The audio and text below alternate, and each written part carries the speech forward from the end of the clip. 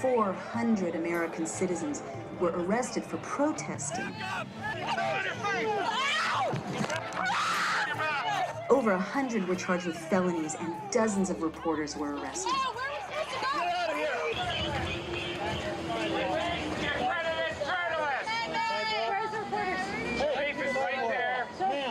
Release the accredited journalist now! From the convention You are violating floor. my constitutional right. You are violating now. Sir, I want to talk to you. Do not arrest me. Right, sir. You are violating right there. He's under arrest. Stay right there. Back up, back up. Hey guys, be cautious. Among those reporters arrested was Amy Goodman, journalist and host of the program Democracy Now! Amy, we're going to get you out of here very soon. Yes. In a nearby park, there was a mass arrest of more than 200 people who weren't even part of the convention protests. You know, we knew that we hadn't done anything wrong. No one was really even holding signs. No one was really even demonstrating. We were all just hanging out. Out of nowhere, the police tightened in, and everyone's kind of getting nervous at this point. And they get on the bullhorn and they say, "Ladies and gentlemen, you're all under arrest." Ladies and gentlemen, you're under arrest. Are you serious? Please be seated. Thank you very I'm seeing families and, like, you know, kids with University of Minnesota shirts, and like, and at that point, no one really believed it. But then as they started slowly moving in, it became real clear that this was a mass arrest and that they were going to arrest people without any probable cause, without witnessing any sort of crime other than hanging out in a park.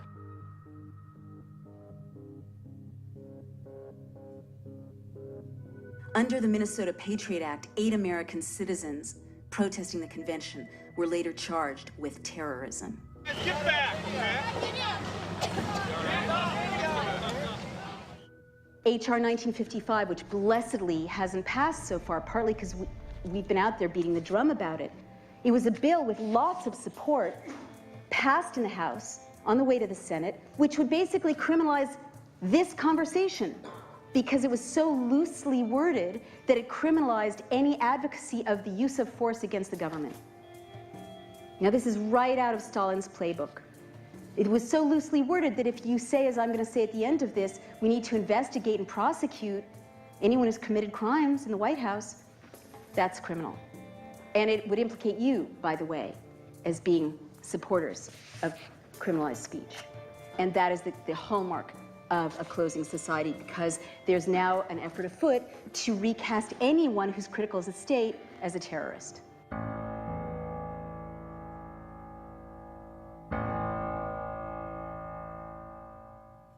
Some members of Congress want to know why President Bush claims he can sometimes just ignore the law if he feels like it. This president's theory of his power is now, I think, so extreme that it's unprecedented. He believes that he has the inherent authority to violate federal law.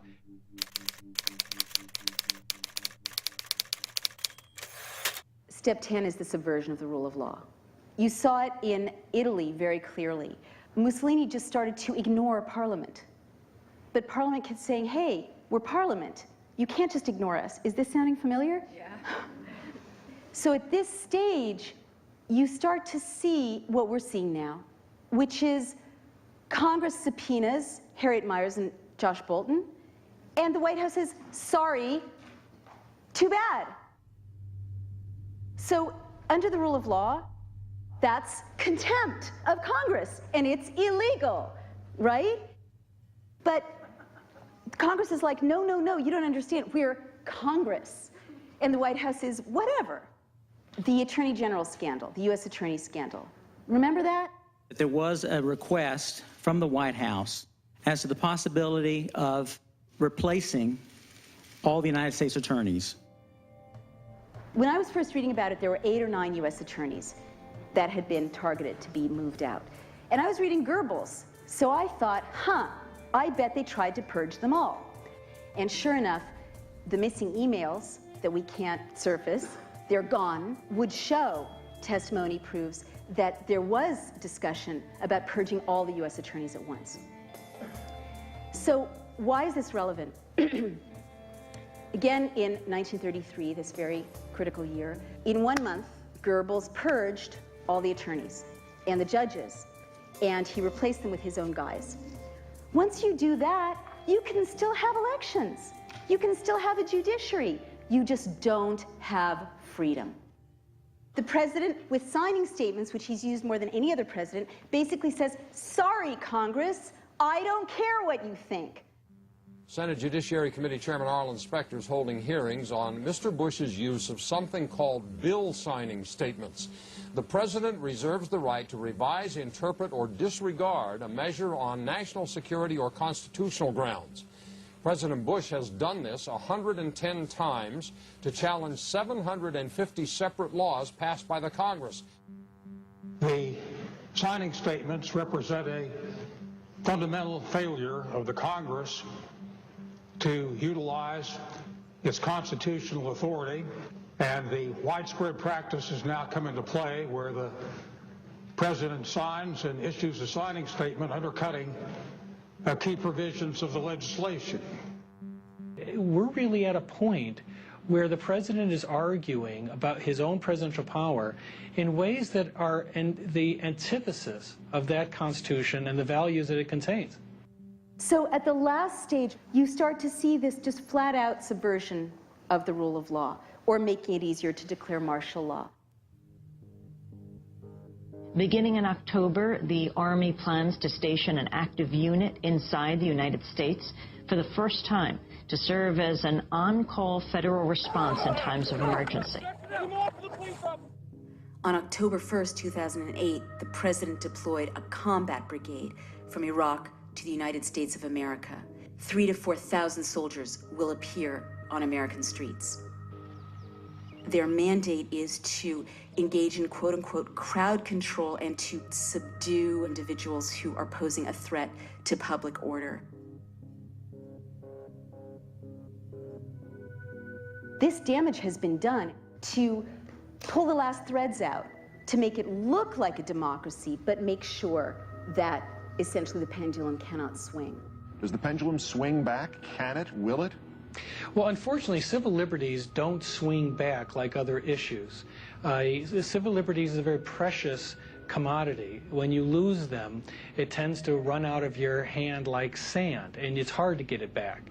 Once we lose these powers, once we lose these separation of the branches of government, no executive is going to voluntarily say, okay, Congress, you can have your power back. Citizens, you can have your power back. Democracy is hard. And if you can intimidate the opposition, what leader isn't tempted by that? This is the truth the founders knew.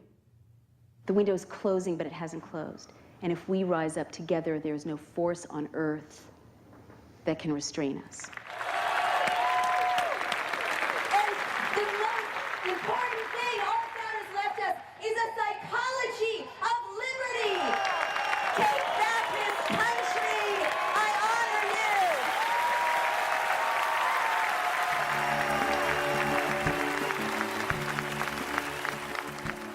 That rule of law feels to me that it's been grievously injured in the aftermath of 9/11. And I hope that we're going to come to a time when we have some kind of a national commission that will look back at what we've done and will begin to repair that damage. We as American citizens really should demand accountability. We should. We need to get the American people involved and educated and to have some knowledge as to how to vote and on what basis decisions are made. Maybe, yes, there are laws that need to be rescinded, but I really think it's more a matter of standing up and saying, this is not who we are, and we're going to hold accountable, those who did these things. If there's a movement around people who are infiltrated that says we will not accept this, then I think the doors will remain open because it will be seen as a political act that's part of a larger series of small resistances. Ultimately, I trust in the essential fairness of the average American to recognize that some bad things have been done and to recognize that we need to change what has been done in the last few years. We lost our way. We just need to find our way back to the path that served us well for so long and served our forefathers so well. Jefferson and Franklin categorically believed that It wasn't just Americans' right to criticize the government, it was Americans' duty. The Declaration of Independence actually says you have a duty to rise up and overthrow.